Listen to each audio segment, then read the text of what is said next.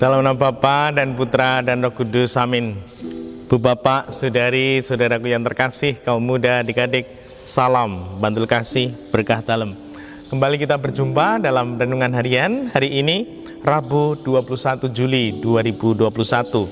Kita akan mengambil dari Injil Matius bab 13 ayat 1-9. Pada suatu hari, Yesus keluar dari rumah dan duduk di tepi danau. Maka datanglah orang banyak berbondong-bondong lalu mengerumuni dia. Sehingga Yesus naik ke perahu dan duduk di situ. Sedangkan orang banyak semuanya berdiri di pantai, Yesus mengajarkan banyak hal kepada mereka dengan memakai perumpamaan-perumpamaan. Ia berkata, ada seorang penabur keluar menaburkan benih. Pada waktu itu, ia menabur, sebagian benih itu jatuh di pinggir jalan, lalu burung-burung datang memakannya. Sebagian jatuh di tanah yang berbatu-batu, yang tidak banyak tanahnya.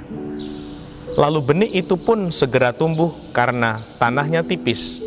Tetapi sesudah matahari terbit, layulah tumbuhan itu dan menjadi kering karena tidak berakar. Sebagian lagi jatuh di semak duri, lalu makin besarlah semak itu dan mengimpitnya sampai mati. Dan sebagian jatuh di tanah yang baik lalu berbuah. Ada yang 100 ganda, ada yang 60 ganda, ada yang 30 ganda. Barang siapa bertelinga untuk mendengar, hendaklah ia mendengarkan. Demikianlah Injil Tuhan. Terpujilah Kristus. Bu Bapak, saudari, saudaraku yang terkasih, saya kutipkan.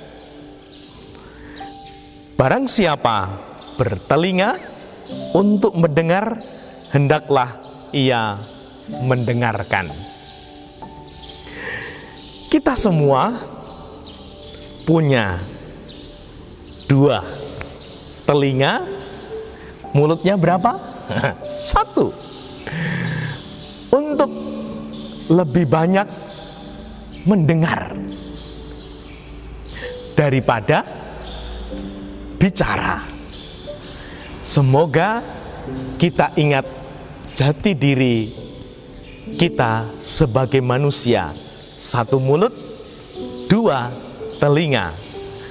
Semoga kesadaran ini membantu kita merenungkan sabda Tuhan ini, sehingga sungguh kita lebih banyak mendengarkan, lalu kemudian merenungkannya, dan akhirnya mau mewujudkan dan melakukan apa yang menjadi dorongan hati, apa yang menjadi bimbingan Tuhan kita melalui peristiwa, melalui sabda-sabda Tuhan, sehingga sungguh hidup kita boleh berbuah. Dan saudari-saudaraku yang terkasih, seringkali kita dalam hidup ini bisa mengecek kehidupan kita, perjalanan hidup kita. Karena apa? Apa yang kita dengarkan, apa yang sering kita dengarkan, itu berpengaruh dalam hidup kita. Bahkan akan membuat kita menjadi pribadi-pribadi seperti apa yang kita dengarkan. Kita boleh mengambil contoh. Ada artis-artis, penyanyi yang seringkali nyanyiannya, lagunya ini lagu-lagu sedih. Dan kalau kita lihat, ternyata itu berpengaruh. Artis-artis, penyanyi-penyanyi yang lagunya itu sedih, lagunya itu galau, hidup hariannya, hidupnya ternyata diwarnai kurang lebih seperti itu. Maka mari kita pilih lagu, film, lalu mendengarkan YouTube, mendengarkan audiovisual yang positif.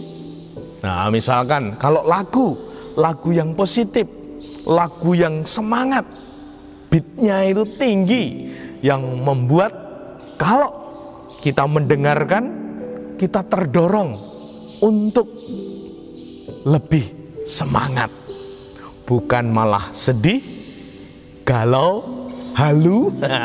Semoga. Nah, mungkin contoh konkret kecil ya.